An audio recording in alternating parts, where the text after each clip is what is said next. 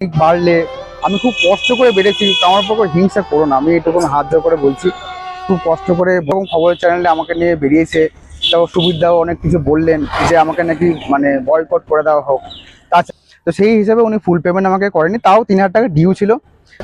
আমি চাই আমার জায়গা সবসময় নাম থাকুক, উজ্জ্বল করি, সবসময় কিছু ভালো কিছু দেখাবার চেষ্টা করি। প্রথমত বলি যে যিনি আমার নামে অভিযোগ করছেন তিনি আমাদের থেকে সিনিয়র, আমাদের সুবীর মণ্ডল। তো আমার একটা কথা বলার, যে আমার যে কাজটার কথা উনি বলছেন বা উল্লেখ করছেন, সেই জিনিসটা আমি ফটোগ্রাফি অ্যাসোসিয়েশনে প্রায় 2.5 বছর থেকে 3 বছর আগে ব্যাপারটা ঘটেছিল। তো আমি গেছিলাম, আমি আমার মাকে নিয়ে গেছিলাম। তো সেইখানে সেই কাজটা আমি পুরোপুরি ফাইল, মানে যেটা ছবি এবং ভিডিও, যেটা আমাদের ফটোগ্রাফারদের অ্যাসেট, সেটা সবাই জানে। তো সেইটা আমি কিন্তু ডেলিভারি করে দিয়ে এসেছি, এবং বকেয়া যে 10,000 টাকা ছিল সেই টাকাটা কিন্তু আমি এখনো পাইনি। বেশ, যাই হোক, আমি কিছু মনে করিনি, যে ভেবেছিলাম যে এটা হয়তো ওইটা ওইভাবে মীমাংসা হয়েছে।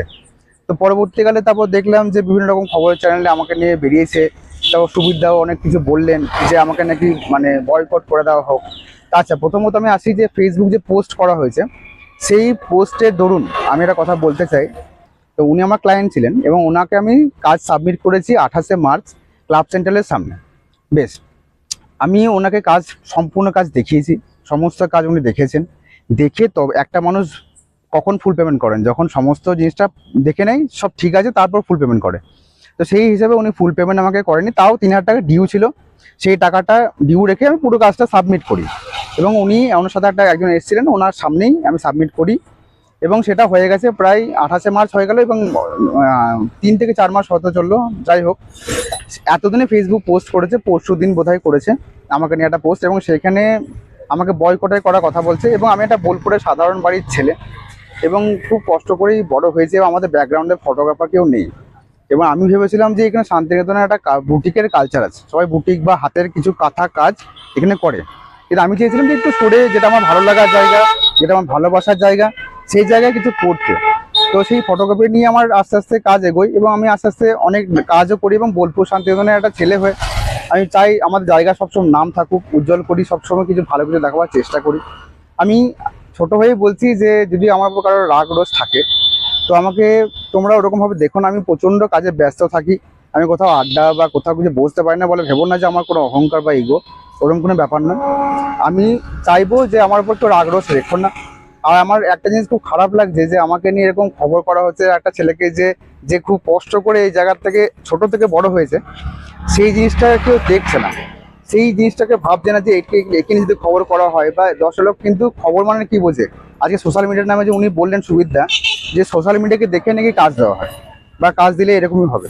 এই যে খবরটা এই মুহূর্তে আপনারা দেখছেন আমার সাথে, এটা কিন্তু সোশ্যাল মিডিয়াতেই আপনি দেখছেন। এটা একটা অনেক বড় প্ল্যাটফর্ম, এবং যে কোনো যারা সাধারণ মানুষ কিন্তু এই সোশ্যাল মিডিয়াতে এসে অনেক কিছু বড় হয়েছে। অনেক, এই যেরকম আমার মতো একটা ছেলে, যেরকম আমি আমাদের ব্যাকগ্রাউন্ডে কেউ বললাম ফটোগ্রাফার ছিল না, তো আমি যথারীতি চেষ্টা করেছিলাম যে নিজের থেকে আস্তে আস্তে আস্তে আস্তে কিছু কাজ করার, এবং সবসময় চেষ্টা করি যে আমার জায়গার একটা যেন ভালো কিছু ইম্প্যাক্ট পড়ে, ভালো কিছু বানাবার। তো যাই হোক, এটা আমার চেষ্টা হবে। আমি পরিশেষে একটা কথা বলতে চাই, যে আমার উপর যদি কোনো রাগ রোষ থাকে, তো আমাকে ছোট ভাই হিসেবে ক্ষমা করে দিও। আর কাজের ব্যাপারে যে কথা বললাম, আমি সমস্ত কাজ ডেলিভারি করে দিয়েছি, এমন নয় যে কেউ কিছু কাজ পায়নি। ফটো হোক, ভিডিও হোক, সমস্ত কাজে ডেলিভারি করে দিয়েছি। আর সব জায়গায় আমার নিজের যাওয়া সম্ভব হয় না, সেটা যে কোনো কাজে হতে পারে। যে আমি একটা কাজ ধরলাম, একটা বিয়ের কাজ আমি একা তো করতে পারি না কখনোই, সেখানে আমার হেল্পার বা আমার প্রতিনিধি গিয়ে কাজ করবে। তো সেখানে আমার এগ্রিমেন্টও কোনো কোথাও লেখা নেই যে আমি নিজেকে উপস্থিত থেকে কাজ করব বা কিছু। আমার কাজ হচ্ছে আমার কাজ ধরা, এবং সেই কাজটা ঠিকঠাক ক্লায়েন্টের কাছে পৌঁছে দেওয়া। তো সেই জিনিসটা আমি করেছি, ক্লায়েন্টকে দিয়েওছি। এই বলে আমি আমার বক্তব্য শেষ করতে চাই, যে আমাকে পরিশেষে একটাই বলবো, আবারও বলছি, যে ছোট ভাই হিসেবে আমাকে ক্ষমা করে দিও। তো কেউ আমার মধ্যে মানে রাগ রোজ রেখো না, কারণ খুব ছোটো থেকে বড় হয়েছে, তো এই জায়গাটা হারালে খুব কষ্ট পাবো। ব্যাস। গুরুতর অভিযোগ কেন সে নিজেও বুঝতে পারছি না, কারণ কারণ সুবিধাকে আমি পার্সোনালি আমি চিনি না। কিন্তু আমি পরবর্তীকালে যখন জানতে পারলাম যে উনি অ্যাসোসিয়েশনে কেউ একটা হন, তো তখন আমি গেছিলাম ওনার কাছে, এবং সেই ফাইল আমি দিয়ে এসেছি, আমার যেটা অ্যাসেট, ভিডিও, ছবি, সব কিছু। তো পরবর্তীকালে প্রত্যেকটা ক্লায়েন্টেরই আর কি যেটা হয় কি, যে কাজ পেয়ে যাওয়ার পর মানুষের ওপর চেপে পড়া, খুব দেখানো, তো সেই জিনিসটাই ঘটেছে, আর কিছু না। আচ্ছা, আর একটা জিনিস, শান্তনু মানে একটা ভালো ছবি তুলে, হ্যাঁ, হ্যাঁ, এটা কোথাও কি কাউকে রাগ হচ্ছে? এটা ঠিক আমি ছোট হিসেবে বলতে পারি না, ঠিক মানে কি বলবো, যে আমি একটা চেষ্টা করে ভাবছিলাম ভালো কিছু কাজ করার, এবং সেটা নিয়ে আমার কিন্তু কোনো মানে অহংকার বা কিছু নেই।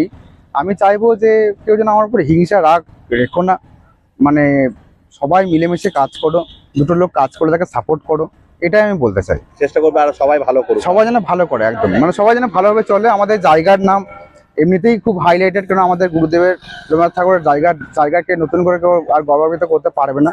এমনিতেই আমাদের জায়গা গর্বের জায়গা, তাও চেষ্টা করি যতটা পারা যায় এখনকার ছেলে হিসেবে ভালো কিছু দেখাবো।